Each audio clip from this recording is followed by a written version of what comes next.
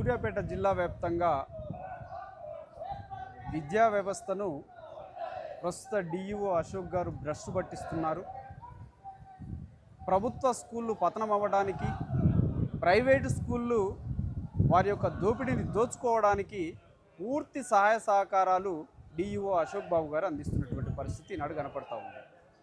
ఇవాళ ప్రభుత్వ బళ్ళల్లో చదువు రావట్లేదు, ప్రభుత్వ బళ్ళల్లో విద్యార్థులకు చదువు చెప్తున్నా కూడా వచ్చే పరిస్థితి లేదు అనేటువంటి సంకేతాలు ఆయన మొన్న ఒక మీడియా ఛానల్లో చెప్పడం జరిగింది. అంటే ప్రభుత్వ ఉపాధ్యాయులు జిల్లా వ్యాప్తంగా ఒక ర్యాంకుతోని వారి యొక్క ఉన్నటువంటి మేధాశక్తితోని జిల్లాలనే టాప్గా ఎన్నికయ్యి వారి సబ్జెక్టులకు వాళ్ళు ఉపాధ్యాయులై బళ్ళలకు పోయి బోధిస్తూ ఉంటుంటే వారి మీద ఉన్నటువంటి బాసు అశోక్ మాత్రం ప్రభుత్వ ఉపాధ్యాయులు చదువు చెప్పట్లేనటువంటి సంకేతాలు ఇస్తూ 10th డిగ్రీ ఇంటర్మీడియట్ చదువుకొని చెప్తున్నటువంటి ప్రైవేట్ స్కూళ్ళలోనే విద్య మంచిగున్నది, వారు నచ్చి తల్లిదండ్రులు ఇలాంటి ప్రైవేట్ స్కూళ్ళకు పంపిస్తున్నారని చెప్పేసి ఆయనే ఒక మీడియా ముఖంగా చెప్పిండు. ఎంత దుర్మార్గమైనటువంటి చర్య అంటే ఆయన ప్రైవేటు బళ్ళకు ఒత్తాసు పలుకుతూ వారి యొక్క అనుమతులు లేని బళ్ళ నుంచి ఆయన లావాదేవీలు తీసుకుంటూ ప్రైవేటు యాజమాన్యాలకు కొమ్ము కాస్తూ ఉంటున్నాడు. మేము ఫిర్యాదులు చేసినంత వరకే ఆ ఫిర్యాదు అక్కడ ఉంటుంది, మేము ఇవాళ ఫిర్యాదు చేస్తే రేపు సెటిల్మెంటు, ఆ సెటిల్మెంట్ తర్వాత మేము వచ్చి అడిగితే మాకు పోలీసులకు ఫిర్యాదులు చేసి మా మీద కేసులు పెట్టే పరిస్థితి డిఓ గారు ప్రోత్సాహం చేస్తున్నాడు. ఇవాళ ప్రైవేట్ యాజమాన్యాలు ఫీజుల దోపిడీకి కానివ్వండి, ప్రభుత్వ బళ్ళల్లో పోయినటువంటి పంతులను కానివ్వండి ఆయన పట్టించుకునే పరిస్థితులు లేదు. ఎక్కడైతే ఆయనకు లాభార్జన ఉంటుందో, ఎక్కడైతే ఆయనకు అవసరాలు ఉంటాయో ఆ అవసరాల రీత్యానే ఆయనే ముందుకు పోతున్నాడు తప్ప విద్యా వ్యవస్థను పట్టించుకునే పరిస్థితి లేదు. మరి ఆయన ఏం విద్యా వ్యవస్థను అడ్మినిస్ట్రేట్ చేస్తున్నాడో తెలియదు, కానీ ఇంటర్ డిస్ట్రిక్ట్ ఉపాధ్యాయులను కూడా డిప్యుటేషన్ అక్రమంగా చేస్తున్నాడు. ఎవరైతే ప్రమోషన్ తీసుకున్న ఉపాధ్యాయులు ఉంటారో వారు ప్రమోషన్ తీసుకొని ఎక్కడో దూర ప్రాంతాలకు పోయినటువంటి ఉపాధ్యాయులను తీసుకొచ్చి హెచ్ఆర్ఏ ప్లేస్ అయినటువంటి సూర్యాపేటలోనే ఉంచుతున్నాడు. వారు నాకు ప్రమోషన్ పోతే పోయింది, నాకు హెచ్ఆర్ఏ కలిసి వస్తుందని చెప్పేసి వారు ఇక్కడ స్థానికంగానే పాఠశాలలకు వస్తున్నటువంటి పరిస్థితి ఉన్నది. దీనికి అంతటికీ కారణం ఉపాధ్యాయులను ప్రోత్సహించేది, ఉపాధ్యాయ సంఘాలకు సహాయపడేది డిఈఓ అశోక్ గారు. అతను ఈ జిల్లాకు దాదాపు 4 సంవత్సరాల 9 నెలల కాలం అవుతుంది. ఇంకొక 2-3 నెలలు అయితే 5 సంవత్సరాలు పూర్తి చేసుకుంటాడు. ఇంత దిగ్విజయంగా ఇంత దుర్మార్గాలను ఇంత అరాచకాలను ప్రోత్సహిస్తూ అరాచక శక్తులకు వెన్నంటున్నటువంటి డిఈఓను మరి ప్రభుత్వం ఎందుకు చూస్తున్నదో మేము దయించి కలెక్టర్ గారికి విజ్ఞప్తి చేస్తున్నాం. అన్ని పరిపాలనలు మంచిగున్నాయి, కలెక్టర్ గారు విద్యా వ్యవస్థ మీద కొంచెం దృష్టి పెట్టిండు, కలెక్టర్ గారు తిరిగినటువంటి ఏరియాకు మాత్రమే డిఈఓ పోతుండు తప్ప కలెక్టర్ గారు పట్టించుకోకపోవటం వల్ల, కలెక్టర్ గారు డిఈఓను ఎన్ని ఫిర్యాదులు వచ్చినా కానీ చూచి చూడనట్లు వ్యవహరిస్తుండటం వల్ల ఇవాళ విద్యా వ్యవస్థ నాశనం అయిపోతున్నది. వచ్చేటువంటి అధికారులు ఇవాళ వస్తారు, రేపు పోతారు. 2-3 సంవత్సరాల పరిధి మాత్రమే వాళ్ళకి ఈ జిల్లా మీద ఉంటుంది. ఆ తర్వాత నష్టపోయేది మా ప్రజానికం, మా విద్యార్థులు, మా సమస్యలు అట్లనే పెన్ను పేరుకుపోతున్నాయి. కాబట్టి తక్షణమే కలెక్టర్ గారికి మేము విజ్ఞప్తి చేస్తున్నాం.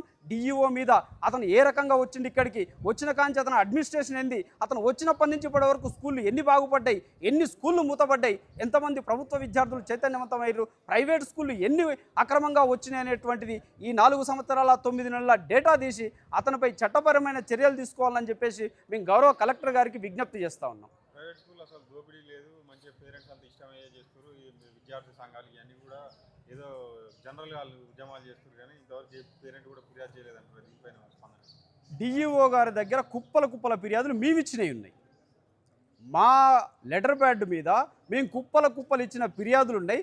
నెలకు 2 ఫిర్యాదులు 3 ఫిర్యాదులు మావి ఉంటాయి. డిఈఓ గారు మరి ఆ మాట మీద ఉంటే మేము మీడియా ముఖంగా ఏ డేట్లల్లో ఏ స్కూళ్ళ మీద ఏ బడి పంతులు పోని వాటి మీద మేము కంప్లైంట్లు ఇచ్చినవి ఉన్నాయి. ఆ కంప్లైంట్లను మేము బయటికి తీస్తాము.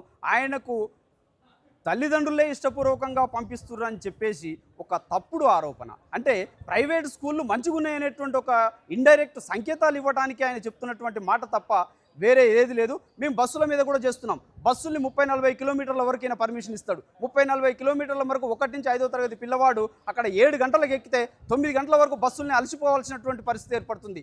మళ్ళీ ఇక్కడ నుంచి 5:30కు పోతే ఇంటికి పోయే వరకు 8 గంటలు అవుతుంది ఆ పిల్లవానికి. ఆ పిల్లవాడు ఎప్పుడు చదవాలా, ఎక్కడ చదవాలా, వాన్ మెంటల్గా ఎంత స్ట్రెస్ అవుతుంది అనేటువంటిది కూడా మేము ప్రశ్నిస్తున్నాము. బళ్ళలకు కూడా బస్సులకు కూడా 5-10 కిలోమీటర్ల లోపు పరిధి ఉంటే ఆ ట్రావెలింగ్కు వారికి వచ్చేటువంటి సమయానికి సరిపోతుంది తప్ప 30-40 కిలోమీటర్లకు అయినా నడుపుకోమంటాడు. ప్రైవేటు పాఠశాలలకు దానికి ఫైల్ స్టార్టింగ్ నుంచి ఎండింగ్ వరకు ఏది ఉండదు. ఈ పక్కనే కలెక్టర్ ఆఫీస్ పక్కనే ఒక పాఠశాల నడుస్తూ ఉంటుంది. ఆ పాఠశాలకి ఇప్పటివరకు ఓపెనింగ్ పర్మిషన్ లేదు.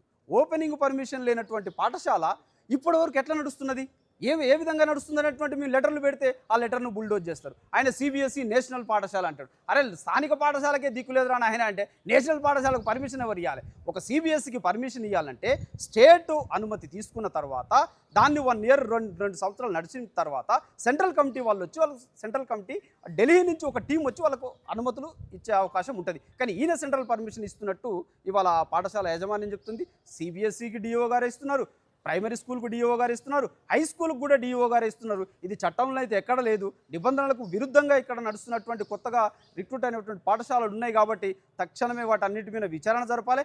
కలెక్టర్ గారికి మేము దండం పెట్టి చెప్పేది ఏంటంటే డిఈఓ గారిపై ప్రత్యేకమైన చొరవ తీసుకొని అతనిపై చర్యలు తీసుకుంటే తప్ప బంగారం భవిష్యత్తు లాంటి విద్యార్థులు నాశనం అయిపోతున్నారు. అన్యం పుణ్యం తెలవనటువంటి పిల్లలకు చదువు రాకుండా పోతున్నది. ఆయన చేసే అరాచకాల వల్ల విద్యార్థులు నష్టపోతున్నారు. కాబట్టి డిఈఓ గారు మంచిగుంటేనే కింది వ్యవస్థ అంతా పాఠాలు ఎట్లా చెప్పాలా ఏం చేయాలనేటువంటి ఒక వ్యవస్థలోకి ఒక గాడిలో ఉంటారు. కాబట్టి డిఈఓనే ఇక్కడ కరెక్ట్ లేడు. డిఈఓను తక్షణమే అతనిపై చర్యలు తీసుకుని విచారణ చేయండి. కలెక్టర్ గారికి మేము విజ్ఞప్తి చేసేది ఒకటే, అతనిపై చర్యలు తీసుకొని ఇక్కడ కొత్త డిఈఓ వస్తారా? లేదు కలెక్టర్ గారు పాపం కొద్ది రోజులు జూన్ జూలైలో సారు తిరిగినంత కాలం బళ్ళు మంచిగా నడుస్తున్నాయి, పాఠశాలలో ఉపాధ్యాయులు టైంకి పోతున్నారు, అన్నీ ఒక పద్ధతి ప్రకారం నడుస్తున్నాయి. సారు కొంచెం మళ్ళీ మిగతా డిపార్ట్మెంట్లోకి కొంచెం సైడ్ అయ్యే వరకు విద్యా వ్యవస్థ మొత్తం అడుగున పడుతుంది. కాబట్టి ఈ దేశానికి పునాది విద్యా